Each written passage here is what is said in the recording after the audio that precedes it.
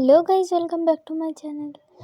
তো প্রথমে ট্রেনে উঠে একটা মন্দির গেলাম, ওই যে দূরে দেখতে পাচ্ছ ওভারব্রিজ থেকে ওই ফটোটা তুলেছিলাম।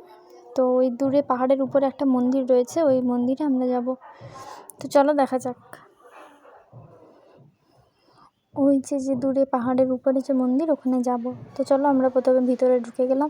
তারপর ওই যে দেখতে পাচ্ছ ছোটো ছোটো ট্রেন, ওইগুলো যাত্রী বহন করে নিয়ে যায় আবার নিয়ে আসে। দুটো ট্রেন আছে মোট।